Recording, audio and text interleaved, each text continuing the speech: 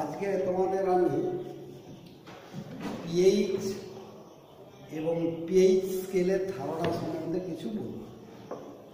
এর আগের দিন তোমাদেরকে আমরা বুঝিয়েছি নির্দেশক এবং ক্ষার সংক্রান্ত ব্যাপারে। আজকে যাচ্ছি পিএইচ। এই পিএইচ এই কথাটার অর্থ কি, বা এই পিএইচ শব্দটা কোথা থেকে উৎপত্তি? জার্মান শব্দ পোটেনজেন্ট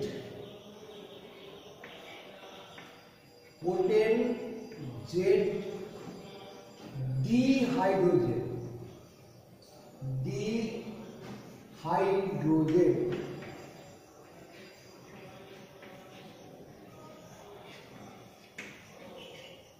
এই শব্দটা থেকেই পিএইচ কথাটা উৎপত্তি হয়েছে। তাহলে এই পিএইচ এর বা পোটেনজেন্ট ডিহাইড্রোজেনের অর্থ কি? অর্থ হচ্ছে হাইড্রোজেন আয়নের গাঢ়ত্ব কতখানা, সেটাই বলছে পিএইচ। এই পিএইচ তাহলে আমরা কাকে বলি? কোন দ্রবণে H+ আয়নের মোলার গাঢ়ত্বের ঋণাত্মক লগারিদমের মানকে ওই দ্রবণের আমরা পিএইচ বলি। তাহলে এই যে কথাটা বলল যে কোন দ্রবণের H+ আয়নের মোলার গাঢ়ত্বের ঋণাত্মক লগারিদমের মানকে আমরা বলছি ওই দ্রবণের পিএইচ। এই কথাটাকে যদি আমরা রাশিমালা আকারে প্রকাশ করি, অর্থাৎ পিএইচ সমান বলেছি ঋণাত্মক লগারিদম, ঋণাত্মক হচ্ছে -log 10 বেস লগারিদম H+, এটা কি হচ্ছে পিএইচ। এরপর হচ্ছে পিএইচ স্কেল কাকে বলে? পিএইচ স্কেল কাকে বলে? পিএইচ স্কেল কোন দ্রবণ কতটা আম্লিক এবং কতটা ক্ষারকীয় সেটা আমরা চোখে দেখে আমরা বুঝতে পারিনি যে হ্যাঁ এই অম্লত্ব এত পরিমাণ কি এর ক্ষারকত্ব এত পরিমাণ, সেটা আমরা চোখে দেখে বুঝতে পারব না। শুধু চোখে দেখে গেলে কোনো নির্দেশক যদি আমরা দিই, সেই নির্দেশকের সাহায্যে আমরা কি পাই? যে দ্রবণটা কোনটা অ্যাসিড বা কোনটা ক্ষার বা কোনটা প্রশম, এগুলো পাব।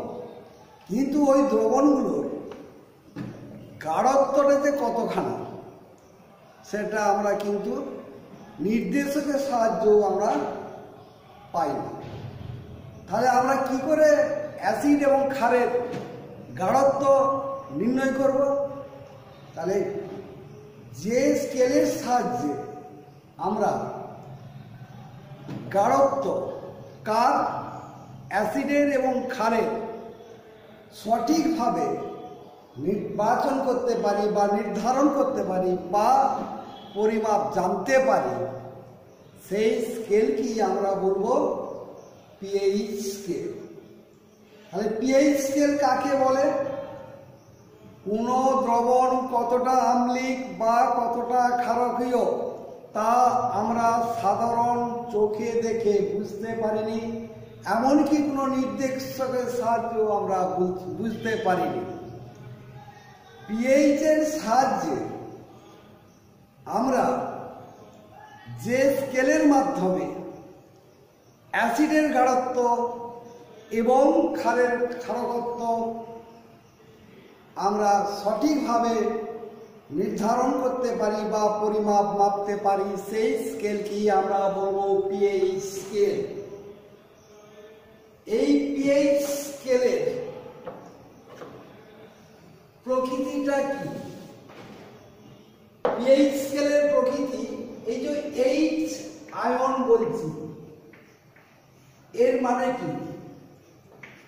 এইচ আয়ন হলো এইচ প্লাস আয়নের ক্ষমতা।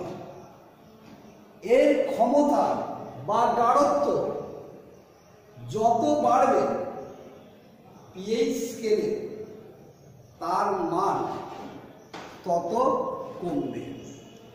আবার বিপরীতটাও আছে, যদি এইচ আয়নের ক্ষমতা বা গাঢ়ত্ব যত বৃদ্ধি পাবে তত হ্রাস পাবে। এই সাহায্যে আমরা কি লিখতে পারি? যদি পিএইচ এর মান 1 থেকে বা 0 থেকে 7 এর মধ্যে হয়, 7 এর মধ্যে হয়, তবে দ্রবণটি হবে অ্যাসিড, তবে দ্রবণটি হবে অ্যাসিড। এই অ্যাসিডের আবার কি আছে? গাঢ়ত্ব কম বেশি আছে। তাহলে যত 7-এর চেয়ে কম হবে, 7-এর চেয়ে যত কম হবে গাঢ়ত্ব, তত অ্যাসিডের গাঢ়ত্ব তত 7-এর কম হলে গাঢ়ত্ব অ্যাসিডের বাড়ে।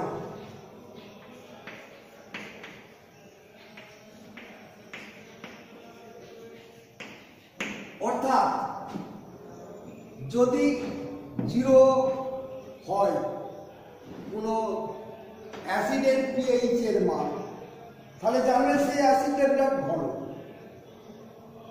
বা 1ও যদি হয় সেটাও ঘন হবে। এইভাবে যত 7-এর চেয়ে কম হবে তত দেখবে অ্যাসিডের গাঢ়ত্ব পরপর বেড়ে যাবে। যদি 7-এর সমান হয় তবে দ্রবণটি প্রসম, দ্রবণটি হয় প্রসম। আবার যদি 7-এর বেশি হয় তবে দ্রবণটি ক্ষার। এই পিএইচ এর মান অনুযায়ী আমরা কোন দ্রবণের প্রকৃতি কিরূপ যেমন জানতে পারি, বিপরীত ক্রমে সেই দ্রবণের গাঢ়ত্ব সম্বন্ধে আমরা নির্ণয় করতে পারি। এরপর দেখো এই পিএইচ এর তাহলে স্কেলের সীমামানটা কত? সীমামানটা 0 থেকে 14। যদি 0 থেকে 14 হয় তাহলে যত আমরা পিএইচ এর মান বাড়বে বলেছি, তাহলে সেই দ্রবণটা হয় তাহলে কি বলেছি? ক্ষার। এই ক্ষার দ্রবণের সীমামান হচ্ছে 7 থেকে 14 পর্যন্ত। তাই পিএইচ স্কেলের সীমামানটা হচ্ছে 0 থেকে 14। এবার আছে পিএইচ পেপারটা কি? পিএইচ পেপার হচ্ছে সর্বজনীন নির্দেশক, যেটা আমরা দ্রবণ রূপে বা টেস্ট কাগজ রূপে আমরা পাই। এই টেস্ট কাগজ কি আমরা বলবো পিএইচ পেপার। তাহলে পিএইচ পেপার কি? পেপার বলতেই যে শুধু কাগজটা কি মনে হবে তার কিছু মানে নাই। কি বললু? সর্বজনীন নির্দেশক দ্রবণ রূপেও একে পাওয়া যায়, আবার টেস্ট কাগজ রূপেও পাওয়া যায়। এই কাগজটা কি তখন আমরা বলবো পিএইচ পেপার। তাহলে এই পিএইচ পেপারে যে দ্রবণে ডুবালে প্রতিটি মানের জন্য পেপারের বর্ণগুলো কিরূপ হবে সেটা আমি একটু আলোচনা করছি। PH paper, pH paper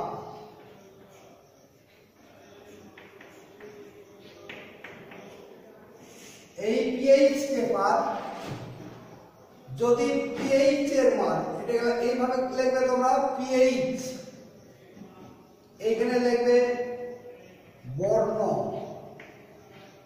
pH paper, pH paper বর্ণ, এইভাবে তোমরা দুটো ঘর করো। প্রথমের ঘরটায় 0, পিএইচ এর মান যদি 0 হয় পেপারটার বর্ণ কিরূপ হবে? পেপারটার বর্ণ হবে গাঢ় লাল, গাঢ়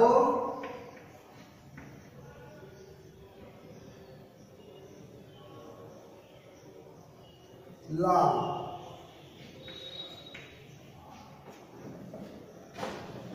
যদি পিএইচ এর মানটা 1 হয়,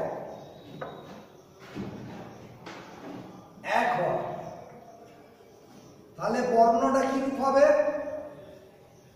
লাল হবে। পিএইচ এর মান যদি 2 হয় তাহলে বর্ণটা হবে লাল। পিএইচ এর মানটা যদি 3 হয় তাহলে হবে কমলা লাল, কমলা লাল। যদি পিএইচ এর মান 4 হয় তাহলে হবে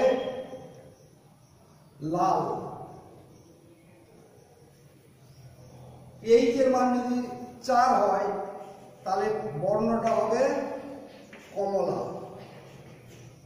যদি 5 হয়, 5 হলে হবে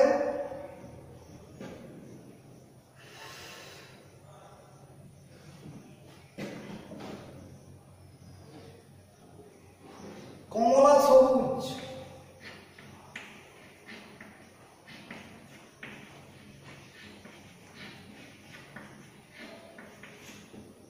পিএইচ এর মান যদি সবুজ হয়, এই 6 হয়, তাহলে বর্ণটা হবে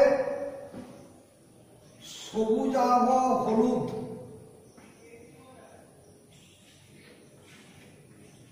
সবুজ আবহাওয়া যুক্ত হলুদ।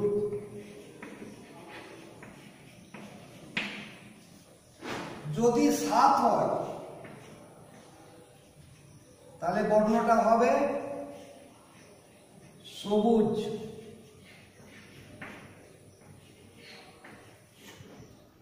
সবুজ তোরা প্রত্যেকে লিখে নিয়েছ।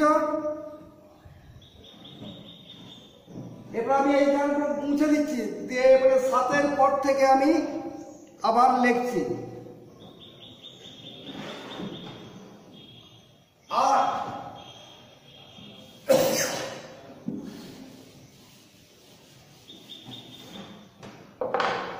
8 হলে সবুজ আবার নীল,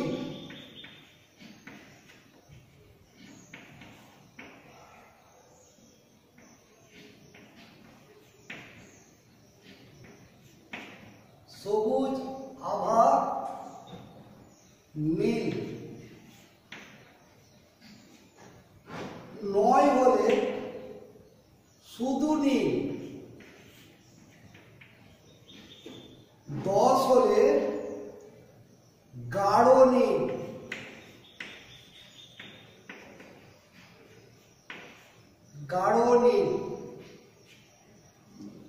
11 হলে বেগুনি।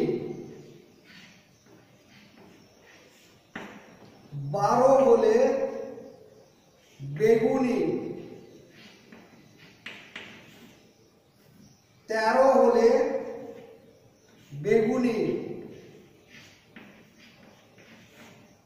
14 হলে বেগুনি। এই যে পিএইচ এর মান অনুযায়ী পিএইচ পেপারের বর্ণ কিরকম হয় আমি তোমাদেরকে বলব। কারণ পিএইচ স্কেলের সীমামান হচ্ছে 0 থেকে 14, তাই আমি 0 থেকে 14 পর্যন্ত পিএইচ পেপারের বর্ণগুলো প্রত্যেকের উল্লেখ করে দিব। তাহলে পিএইচ পেপার, পিএইচ স্কেল আর পিএইচ, এই তিনটে সম্বন্ধে তোমাদের ধারণা হলো। এরপর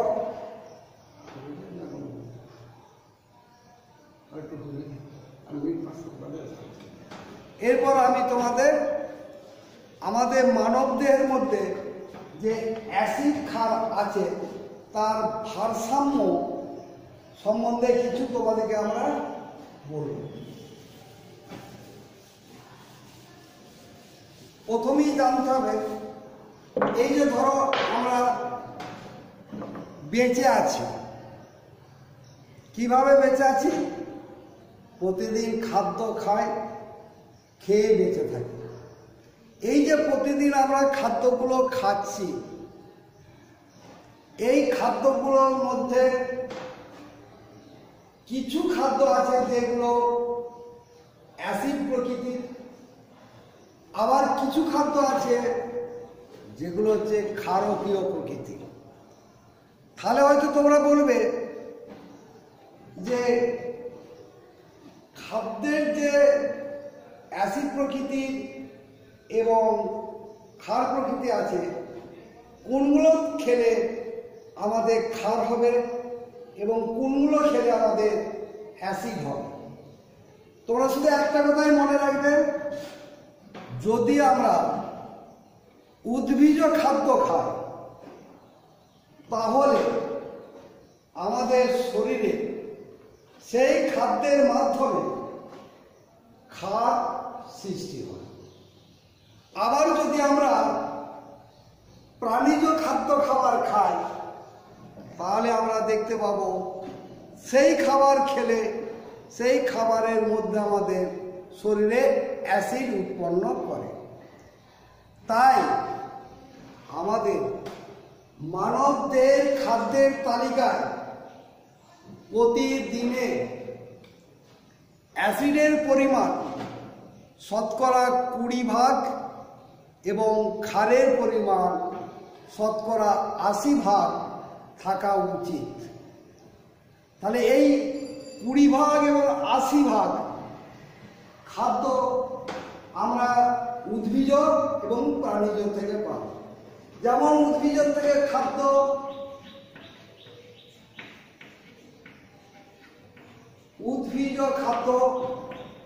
যেগুলো আমরা খাই তার আমি কতগুলো নাম বলছি, যেগুলো খেলে আমাদের শরীরের মধ্যে ক্ষার সৃষ্টি হয়। আর প্রাণীজ খাদ্য যেগুলো খেলে অ্যাসিড সৃষ্টি হয়। এই ক্ষার এবং অ্যাসিডের প্রতিদিনের এই 80% ক্ষার এবং 20% অ্যাসিড থাকা দরকার। একই আমরা বলবো মানবদের অ্যাসিড ক্ষারের ভারসাম্য। সেই উদ্ভিজ খাদ্যগুলো কি? ধরো আমরা ভাত খাই, সেই ভাতটা করতে হয় চাল। আমরা ডাল খাই, ডাল। সবুজ শাকসবজি খাই, সবুজ শাকসবজি।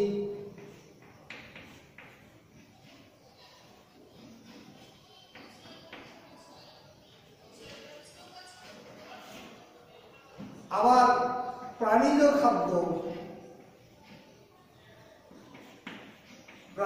খাদ্য যেমন ধরো মাছ তো তোমাদের আগে প্রিয় খাদ্য, তাহলে মাছটা, তার সঙ্গে একটু মাংস, তারপরে হচ্ছে দুধ, তারপরে হচ্ছে ডিম। এই সব খাবারগুলো যদি আমরা খাই তাহলে আমাদের শরীরে অ্যাসিড এবং ক্ষারের ভারসাম্য বজায় থাকবে। তাহলে অ্যাসিড ক্ষারের ভারসাম্য বজায় রাখার জন্য কোন কোন বিষয়ের উপর আমাদের নির্ভর করে? প্রথম পয়েন্ট হচ্ছে নিঃশ্বাসের সময় আমরা যে কার্বন ডাই অক্সাইড ত্যাগ করি সেটার উপর নির্ভর করবে। 2 নম্বর পয়েন্ট কি, আমাদের দেহের অভ্যন্তরে যে বিভিন্ন ধরনের রাসায়নিক বিক্রিয়ার উপর নির্ভর করবে। এই নির্ভর করার উপরই আমাদের মানবদের খাদ্য তালিকায় সম্পূর্ণরূপে নির্ভর করছে অ্যাসিড ক্ষারের ভারসাম্য বজায়। তবে একটা জিনিস তোমরা মনে রাখবে, এই ক্ষারীয় মাধ্যম আমাদের মানব দেহের মধ্যে বেশি পরিমাণ থাকে বলে আমরা সুস্থ সবল বেশি থাকতে পারি। তাই যদি কারো এই অ্যাসিড ক্ষারের ভারসাম্য শরীরের মধ্যে নষ্ট হয়ে যায় তাহলে দেখবে তাদের দাঁতের এনামেলটা আসবে, অস্থি সন্ধি নষ্ট হবে, ফলে কি হয়, আমরা সহজে বার্ধক্যে উপনীত হতে যায়। আবার যদি ধরো রক্ত কোনো কারণে যদি অ্যাসিডের পরিমাণটা বেড়ে যায় তাহলে আমাদের বিভিন্ন অঙ্গ থেকে বৃক্কের মাধ্যমে ক্যালসিয়াম, সোডিয়াম, পটাশিয়াম আয়নগুলোকে তারা টেনে নেয়। এর ফলে আমাদের দেহের ভারসাম্য তখন আর বজায় থাকে। পরবর্তী পর্যায়ে আমি যাচ্ছি যে আমাদের শরীরে কি কি উপায়ে ল্যাকটিক অ্যাসিডটা উৎপন্ন হয়। প্রথম ধরো, যদি আমাদের দেহে বিভিন্ন জীবাণুর মাধ্যমে রোগ হয় তাহলে কি হবে, সেই রোগ থাকলে আমরা আমাদের দেহকোষে ল্যাকটিক অ্যাসিডের পরিমাণটা বেড়ে যায়। আবার যদি কোনো ভারী কাজ করি তাহলে আমরা দেখবে অল্পতেই ক্লান্ত হয়ে পড়ি এবং তখন কি হয়, আমাদের পেশিগুলো বিরাট ব্যথা লাগে। কেন লাগে? ওই যে পেশি কোষে যে গ্লুকোজগুলো থাকে সেই গ্লুকোজগুলো ভেঙে যায়, ভেঙে যেয়ে কি হয়, ল্যাকটিক অ্যাসিডে পরিণত হয়। আর একটা হচ্ছে যে কেউ যদি দীর্ঘদিন ধূমপান করে, সেই ধূমপান করার মাধ্যমেও আমাদের কিন্তু শরীরে ল্যাকটিক অ্যাসিডের পরিমাণ বেড়ে যায়। এইভাবে আমাদের শরীরে অ্যাসিডের সৃষ্টি হয়। আজকে তাহলে তোমাদের এই পর্যন্ত থাক।